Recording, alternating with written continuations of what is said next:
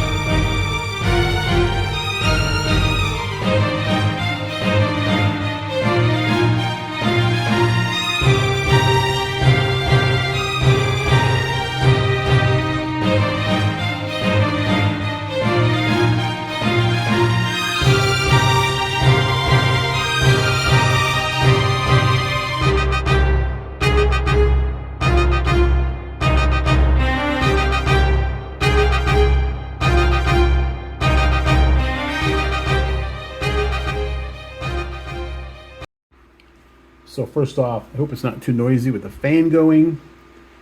It's a little warm in here.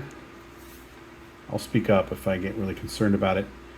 First thing, really cool.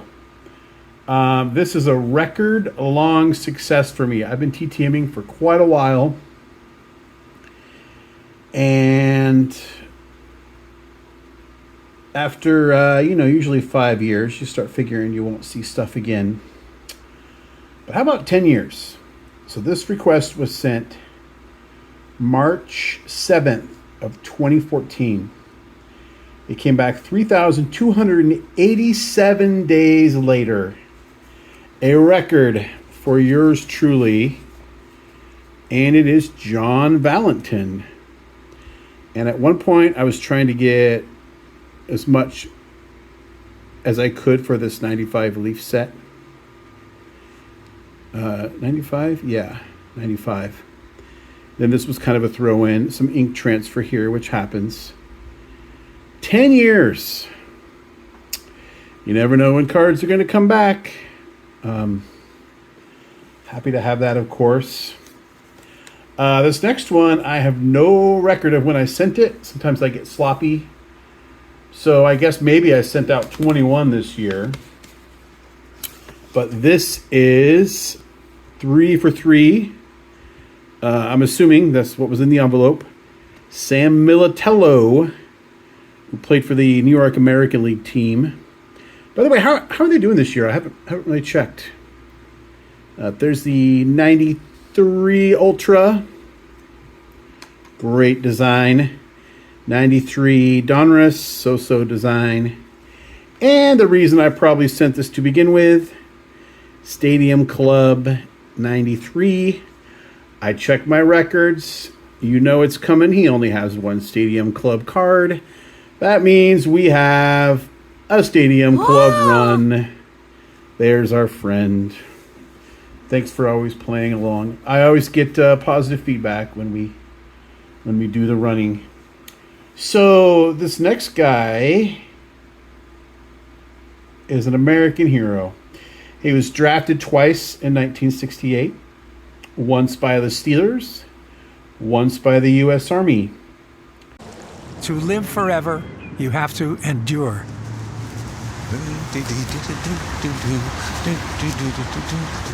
No Steeler knows that better than Rocky Bleier. He isn't just lucky to be a 4-time champion. He's lucky to be alive. Gave it a great second and third effort. 1968 is the height of the war, and I get drafted after 11 games in the season. They needed bodies in Vietnam, and I was shipped over to Vietnam and then spent 4.5 months in country before I got wounded twice in the same day. A grenade went off. Caught me in the right foot, and the right knee, and the right thigh. I think anybody who gets into trouble, the first thing that they do is they look towards the good Lord. You know, if you can get me out of here, I'll do anything. Well, you must have taken me up on it, because you got me out of there all right. To say he was unlikely to make it in professional football after that is an understatement. And I must confess, you know, I was a doubter even myself. Of course, you figured out, probably even before the clip, it was Rocky Bleier. This card is really cool. It was given to me by my friend Emac from Canada, who sends me care packages every once in a while. And I knew right when I got it, I needed to get it out. I didn't get it out right away, but I did get it out.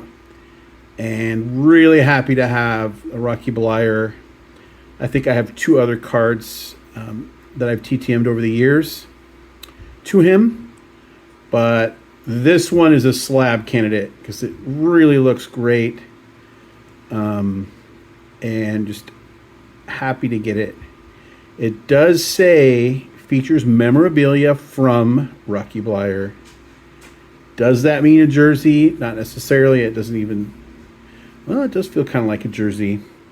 I'm not really concerned about that. For me, memorabilia cards are more of like a presentation. It doesn't mean a lot to me personally to have a teeny tiny swatch of someone's jersey, so I don't get too worked up over it. But to me, that looks good. It's an attractive card. And I'm really happy that Rocky honored me by signing that. 4-time Super Bowl champ. As you know from the clip, and I'm sure you've heard in other places, lost like part of his foot and was able to come back to the NFL and play very, very effectively for a super long time. So this next guy is a hero for my team.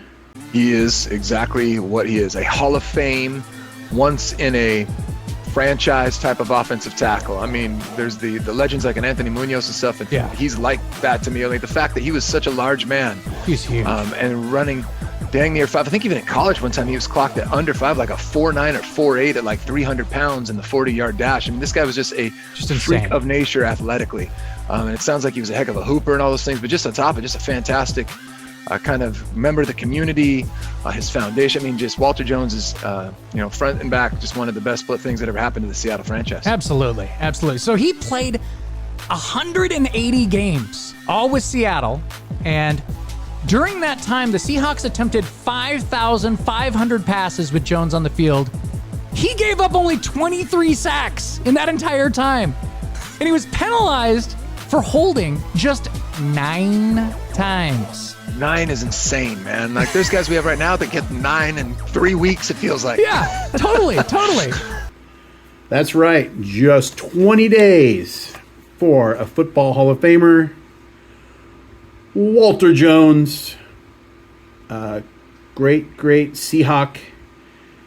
And he was just, some positions you just aren't glory positions. And offensive tackle is one of those positions. If you're doing your job right, hardly anybody notices. But he was so good, enough people noticed. People that care and count. He was able to get into the Hall of Fame, and we knew he was great here because we got to watch him play every Sunday.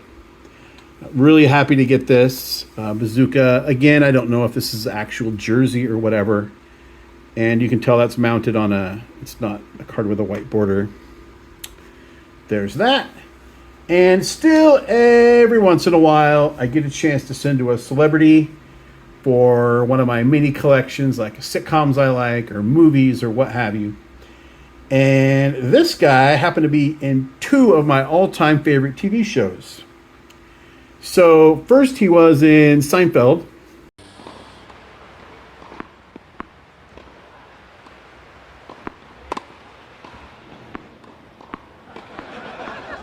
Too good. Another game for Milos! You're on fire today.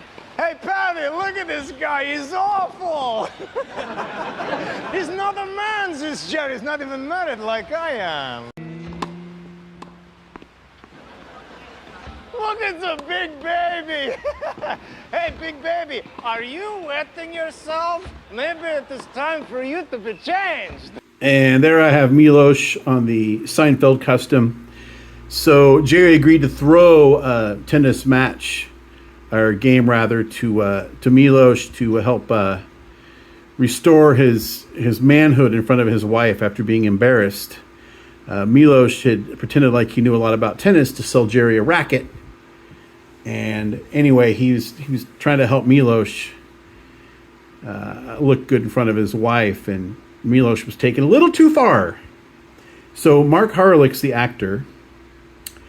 And a couple of years before his Seinfeld performance, he was in, that's not going to stay up because I'm a fan. Let's try again anyway. We're just that daring here on Eddy's Cardboard Chaos. He was in the finale of Cheers. He had to pretend to be Diane's husband in order to make Sam jealous. Turned out Sam did the same thing with Rebecca, pretending to be married, and hijinks ensued. It was a pretty funny scene. Mark Harelik didn't really necessarily get any good lines, other than it turns out not only was sorry, I'm looking at the note here as I'm talking to you. Oh, he didn't really leave one.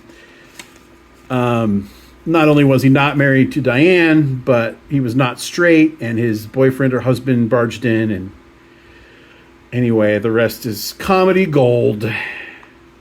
And these are some gold returns. What do you think? I cannot pick a favorite. I know it'd probably be... I can't. These are great. I mean, we got an all-time success. Stadium Club Run, 1 card. Rocky Bleier, Walter Jones, and a duel. And I think there's only 2 other people that were in both shows. So I am not going to do much better than this, but I definitely need to up my game. What's your favorite from here? Like, what hits the coolness factor up the most? Let me know below. And until next time, remember, we don't count subscribers, we count friends.